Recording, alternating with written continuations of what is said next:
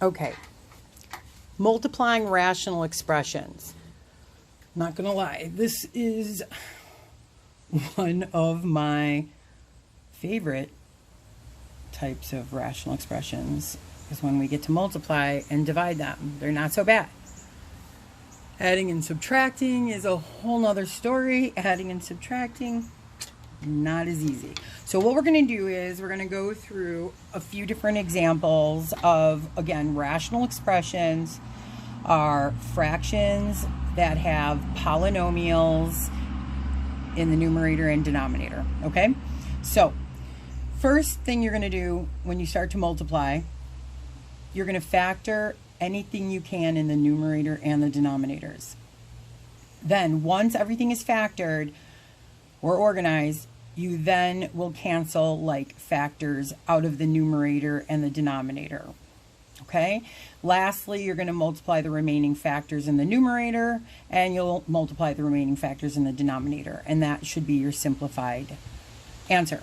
So I am going to work this problem the same way I've worked others, is I am going to rewrite the entire numerators, all of them, as their prime factors, as well as breaking down my variables just for a simple breakdown lesson, okay?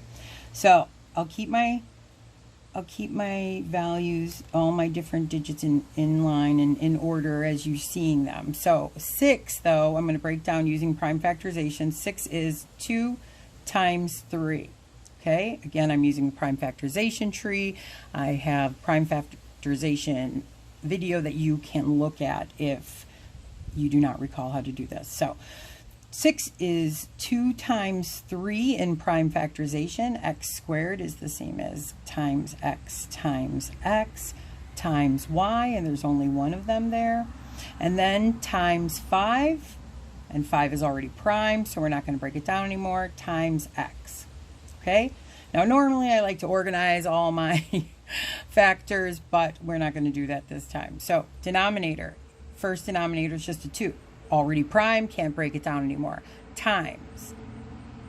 10 is not prime, so we will break that into its prime factors of 2 times 5. So 10 becomes 2 times 5, and then we have a y, so times y. All right, so now we're going to cancel. If there is a factor that is in the numerator that is the same as the denominator, we'll cancel those, and they cancel to equal 1. 2 divided by 2 is 1. And now I'm going to look for a 3 because that's my next factor. I got nothing. So 3 does not get canceled. Then I look to cancel my x's. Any x's down here? No.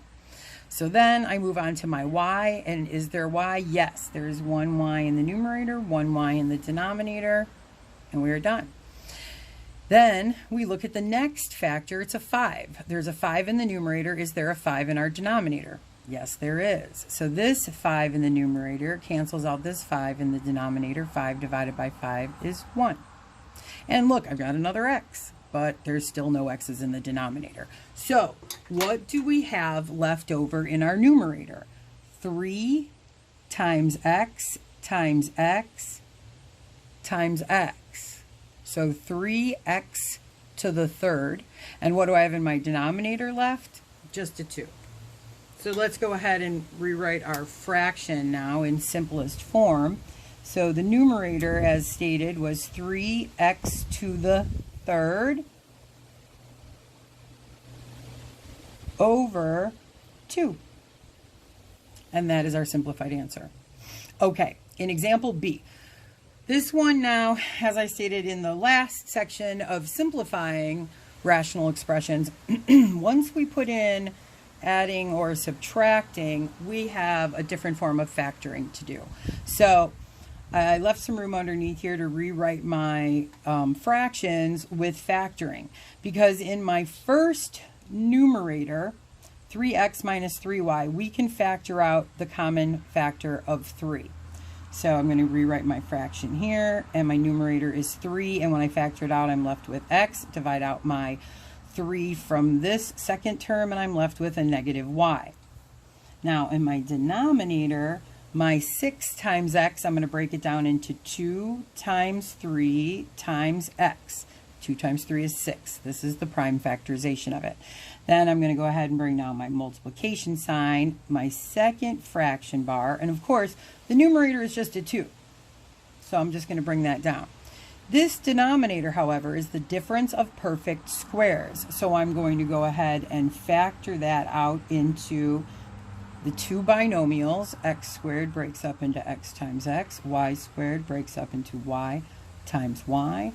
Put in a plus and a minus, which causes my interior variables to cancel. So we're left with just our x squared minus our y squared. So now, if we look at this, hopefully you can see all the different pieces of the numerator. Now, I'm just going to reorganize it. Okay, I'm just going to bring this to, because it's 3 times the quantity, x minus y times 2. I'm going to reorganize this. I'm going to put that 2 factor out in the front, okay? So I'm going to make the numerator 2 times 3 times x minus y. Okay, my 2 is here, my 3 is there, and my factor of x minus y is there. Organized. Now, this denominator is already organized. 2 times 3 times x. I'm going to rewrite that. 2 times 3 times x. And then I'm going to bring my times my binomial x plus y times my binomial x minus y. All right? So now you can see it as one big fraction. And now we can just cancel out the same factors that are in the numerator as in the denominator. 2 divides out 2, cancels to 1. 3 can cancel with 3 in the denominator. There's 1 3 here, 1 3 here, cancels to a 1. Then we look at our quantity, our binomial x minus y. Do I have a common binomial in the denominator, x minus y? I do. So this binomial x minus y will cancel with this binomial x minus y. Again, canceling to 1s. Now, what's left in my numerator? A lot of people like to say nothing.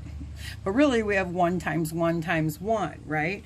So my numerator, what's left? A 1. And in my denominator, I have a little bit more, right? My 2 and my 3 are canceled, but I still have an x. And I still have a binomial x plus y. So how do I rewrite that? I just write it in order, x times the quantity x plus y. And there is my simplified rational expression.